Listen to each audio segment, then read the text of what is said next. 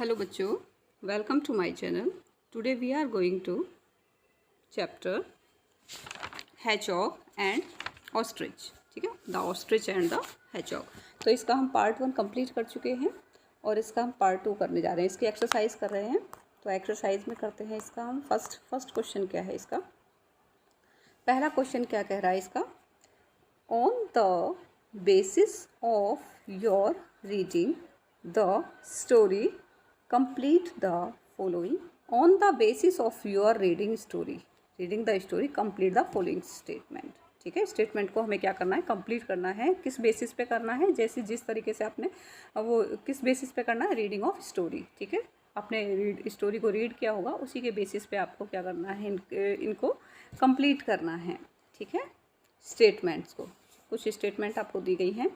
जैसे अब इसमें क्या दे रखा है, one beautiful morning a hedgehog meet and, किससे मिला था, वन ब्यूटीफुल मॉर्निंग एक हैचॉग किससे मिला था, ऑस्ट्रिच से। किससे मिला था वो, ऑस्ट्रिच। तो O S os, tree T R I tree, च C H, okay, ostrich. Clear हो गया।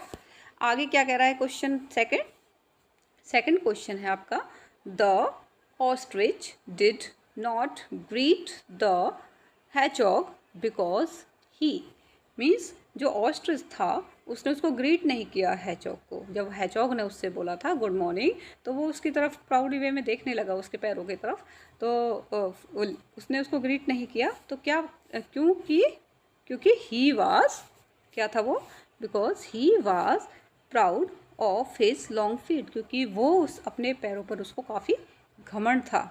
ठीक है, he was proud of his long feet, उसको अपने लंबे पैरों पर काफ़ी घमंड था, इसलिए उसने ग्रीट नहीं किया, उसको रिप्लाई नहीं किया, उसको गुड मॉर्निंग नहीं बोला जब वो बोल रहा था। तो ठीक है, इसके बाद में क्या था, he it was, question number 3, it was decide to run the race midday because, it was decided, तो क्या डिसाइड किया गया, run the race at midday, रेस करनी थी किसमें, मिड डे में, मीन्स दोपहर के टाइम पे, क्योंकि hedgehog wanted to have a breakfast. जो हैचॉग था वो क्लेवर था, पता है आपको, वो चतुर था, आपने स्टोरी में भी देखा होगा।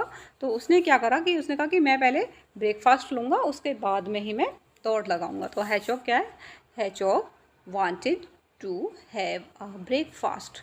ठीक है, नेक्स्ट क्या है question 4, every time the ostrich reached the end of the barley row he found, मतलब हर बार प्रत्येक टाइम पे प्रत्येक समय वो कहाँ पर पहुँच जाता था, वो end of the barley row, he found, उसको क्या मिलता था, there hedgehog stand there, the there नहीं है, द हैचॉग स्टैंड देयर, वहाँ पर कौन खड़ा है, वहाँ पर हैचॉग खड़ा है। ठीक है, या फिर सिट बोल सकते हैं।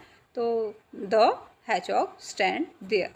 ओके, आगे क्या है question number 5, the hedgehogs at the end of barley row were actually the original hedgehogs, the hedgehog at the end of the barley row were actually the original hedgehogs, family members and relatives, कौन थे वो, family members of relatives थे उसके, ना कि वो actual में खड़ा हुआ था वहाँ पर।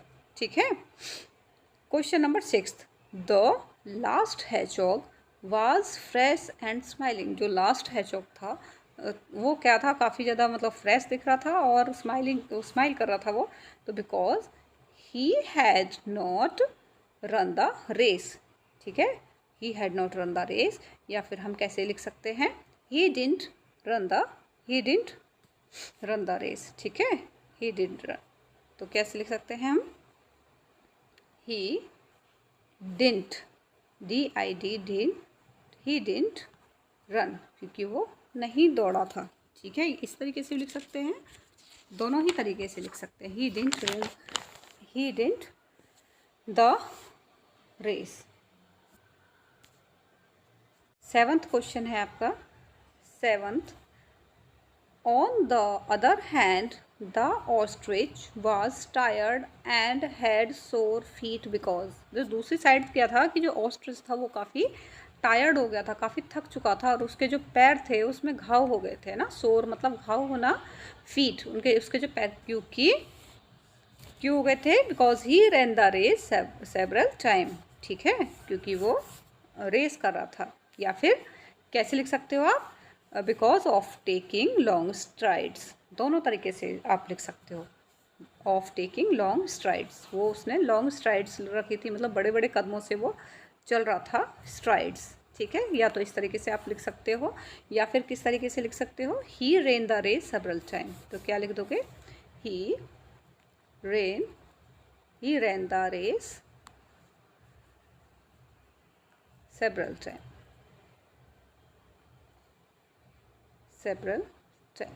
ठीक है। या फिर he because of taking long strides in the race, okay, इस तरीके से आप लिख सकते हो। आगे चलते हैं, आगे क्वेश्चन क्या कह रहा है, आपको दे रखा है ये, The story brings out different characteristics of the ostrich and the hedgehog. Draw lines to match their qualities.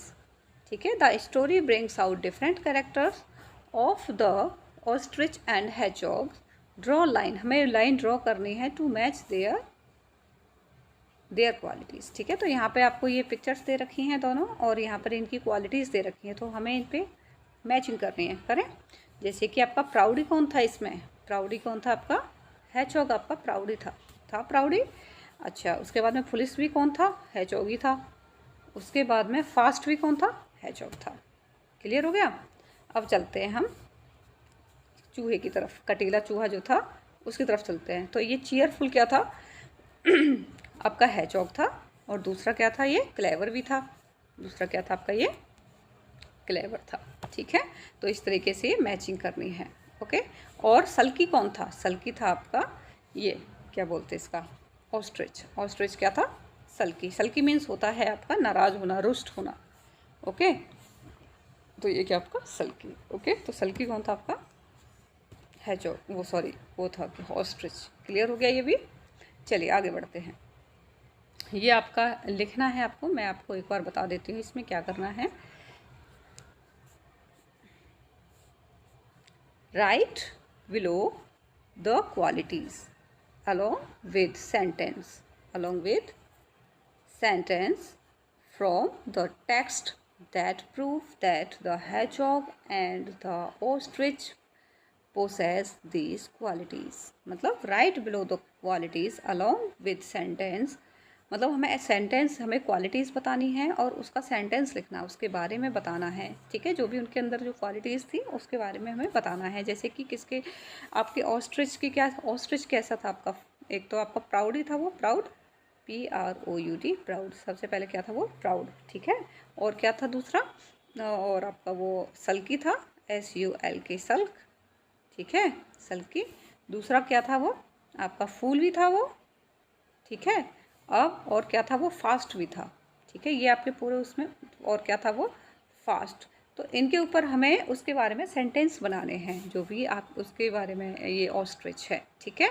इसी तरीके से आपका ये दे रखा है हैचॉग। हैचॉग क्या था आपका, चीयरफुल था, क्या था वो चीयरफुल, ठीक है। और दूसरा क्या था वो क्लेवर भी था, है ना, क्या था वो क्लेवर भी था। तो वो जो क्लेवर था उसके ऊपर एक सेंटेंस बनाना है, और उसके क्लेवर के ऊपर, और दूसरा कौन सा था आपका चीयरफुल के ऊपर हैचॉग का एक सेंटेंस हमें बनाना है, ठीक है। तो इसमें हम एक सेंटेंस बनाते हैं।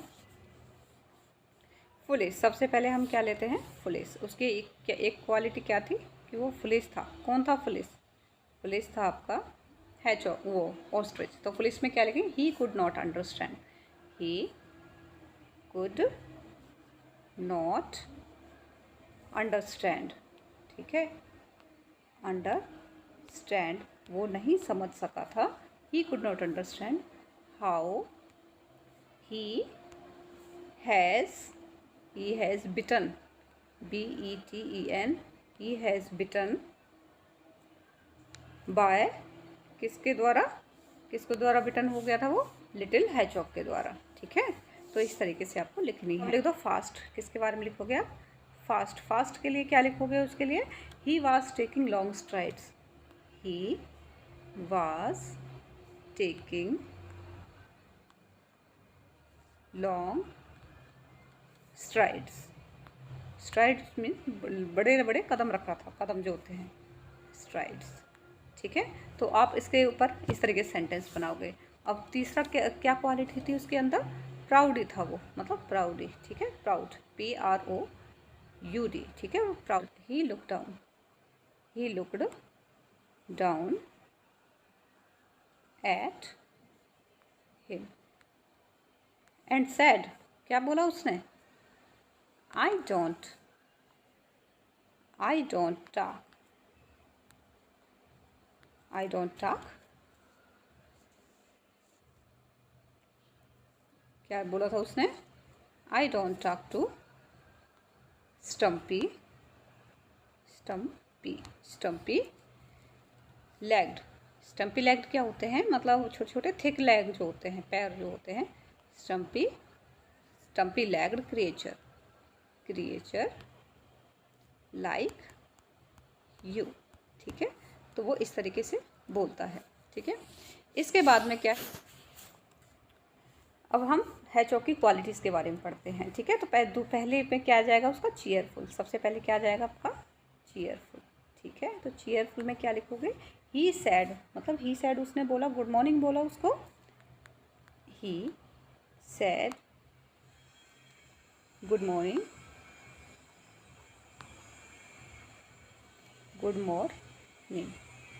उसने गुड मॉर्निंग बोला, ठीक है।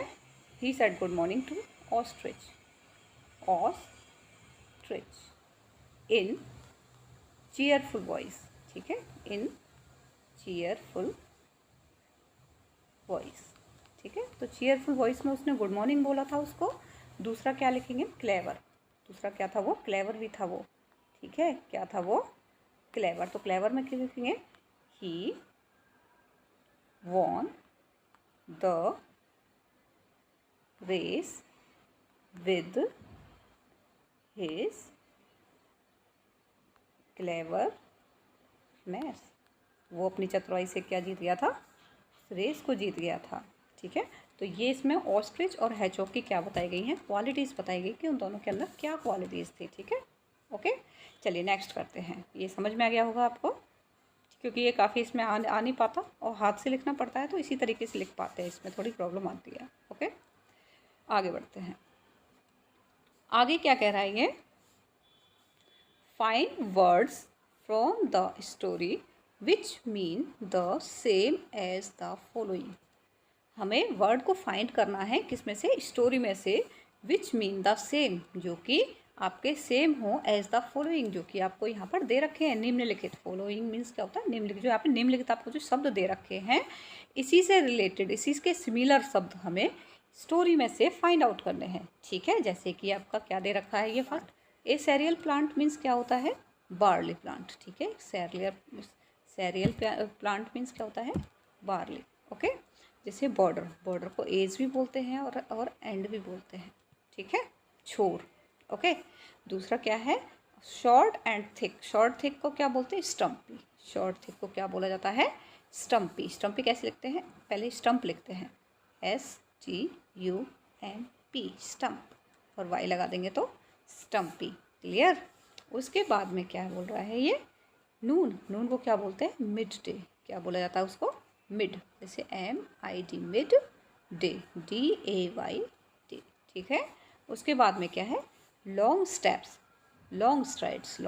को क्या बोला जाता है, स्टोरी में क्या बोला गया है उसको, लॉन्ग स्टेप्स को लॉन्ग स्ट्राइड्स, बड़े कदम, ठीक है। स्ट्राइड्स की स्पेलिंग क्या होती है, STRIDES, स्ट्राइड्स, क्लियर हो गया।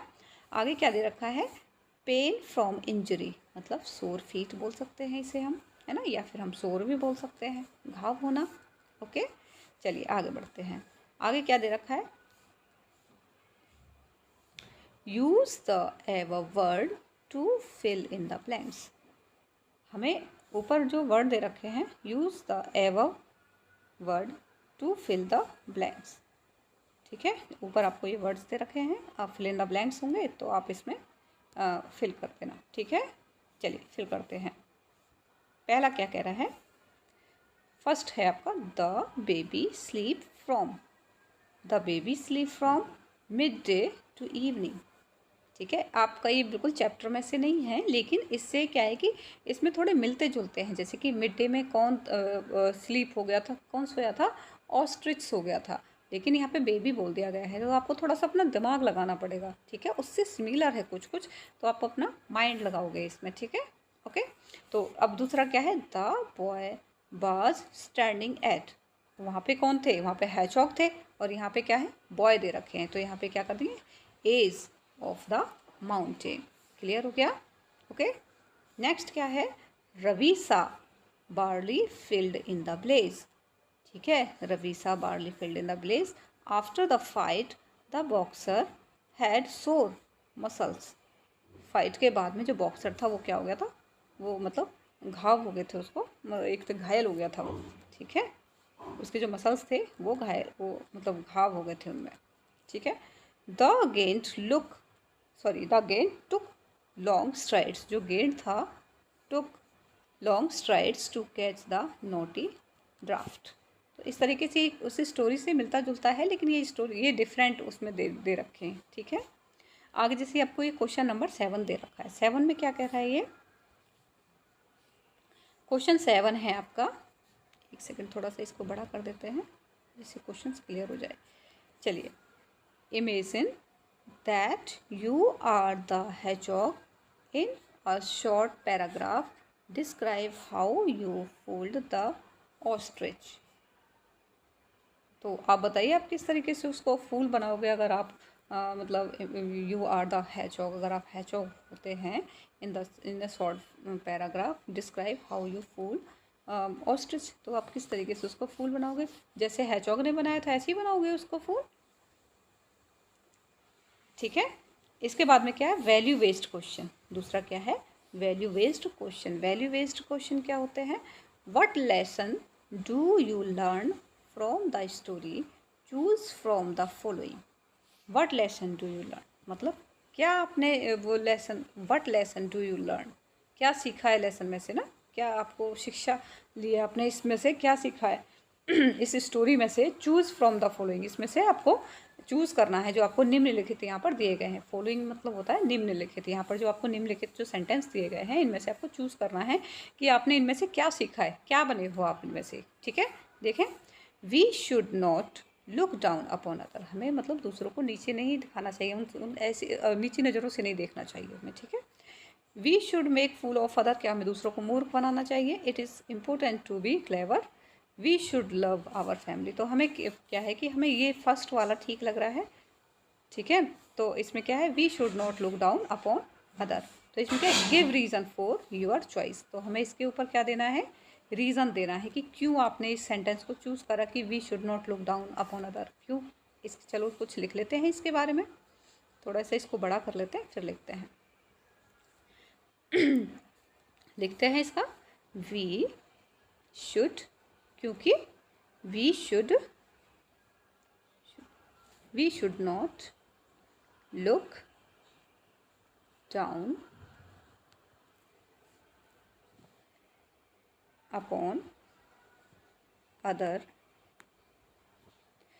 इट हर्ट, सॉरी HURTS, ये किस, हर्ट मीन्स मतलब दूसरों को क्या करती है, दुखी करती है एक तरीके से ना। इट हर्ट्स हिज या फिर हर, बॉय भी हो सकता है, गर्ल्स भी हो सकती है, हर फीलिंग, तो ये इसको किसको चोट पहुंचाती है, उनकी फीलिंग्स को चोट पहुंचाती है, उनकी जो भावनाएं होती हैं उनको चोट पहुंचाती है। एंड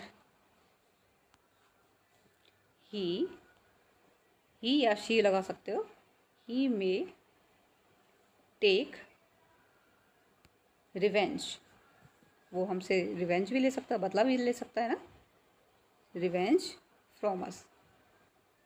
ठीक है,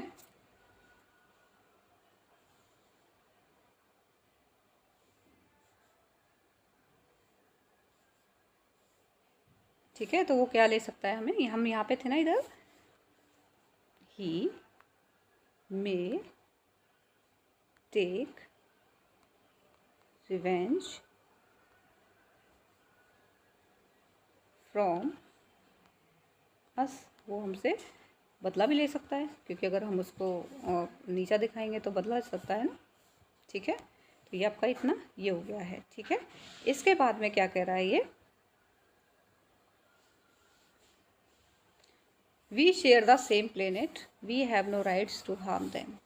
तो डियर फ्रेंड्स, तो इसके ऊपर वो अपना एक लेटर लिख रहा है उसके लिए कि हमें इनके साथ में किस तरीके से बिहेव करना चाहिए। तो इसमें हम किस तरीके से लिख सकते हैं, dear friends, the principal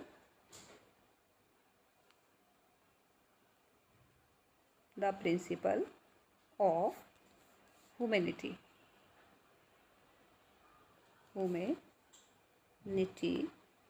says that live and let live, जियो और जीने दो, live and let, let live, okay, as much as, क्या बोलता है, as much as, जैसे हमें जीने का हक है, as much as we have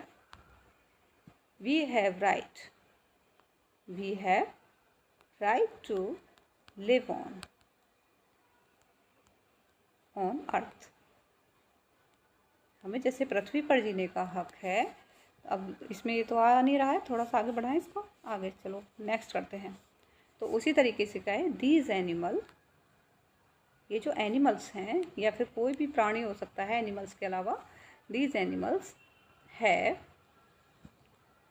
the same right. तो ये भी क्या रखते हैं, अपना सेम राइट्स रखते हैं, टू लिव, जीने का अधिकार है इनको। ठीक है, ओके, क्योंकि हम इनसे वो इस तरीके से वो अपने views, we share the same planet and we have no rights to harm them. ठीक है, तो इस तरीके से आपने ये पूरा लिखना है, लिसन। अच्छा छोड़िए इसको, तो आपका ये चैप्टर कंप्लीट हो गया है। ठीक है, ये क्वेश्चन इसमें दे रखा है, क्वेश्चन नंबर 10। इसमें क्या, प्रिपेयर स्मॉल स्पीच। अभी जो मैंने जो आपको दिखाई थी, द प्रिंसिपल ऑफ ह्यूमैनिटी से, तो ये क्या है, प्रिपेयर द स्मॉल स्पीच। हमने प्रिपेयर की थी एक small speech to given in the school assembly. अगर आपको कई बार आपको मौका मिलता है अपनी स्कूल असेंबली में, आप स्पीच ये दे सकते हैं, जो मैंने भी अभी एक छोटी सी स्पीच अभी लिखी थी, द प्रिंसिपल ऑफ ह्यूमैनिटी से that live and let live, जियो और जीने दो, एज मच, जिस तरीके से हमें जीने का हक है, we have right to live on earth, these animals have the same rights to live. ठीक है, we get variety of things such as milk, wool and flesh etcetera. तो हम इनसे बहुत सारी चीज़ें मिलती हैं। तो हम एक छोटी सी स्पीच रेडी कर सकते हैं असेंबली में। ठीक है, स्कूल असेंबली के लिए। ठीक है, wild life day way and live and let live, you can consider the given points. ठीक है, तो इस तरीके से हम लिख सकते हैं, जैसे मैंने अभी आपको कुछ देर पहले लिखी थी। ओके, तो आपका ये चैप्टर कंप्लीट हो गया है। ठीक है, अगर आपको ये चैप्टर समझ में आ गया हो तो आप इस चैनल को सब्सक्राइब कर दीजिएगा। ठीक है, चैनल का नाम क्या है आपका, good nice channel. Okay, thank you. और जितने भी आपके क्वेश्चन, ये और भी आपकी वीडियोस हैं, वो सभी आपकी डिस्क्रिप्शन बॉक्स में दी गई हैं। आप एक बार डिस्क्रिप्शन बॉक्स को ज़रूर चेक कर लेना। Thank you.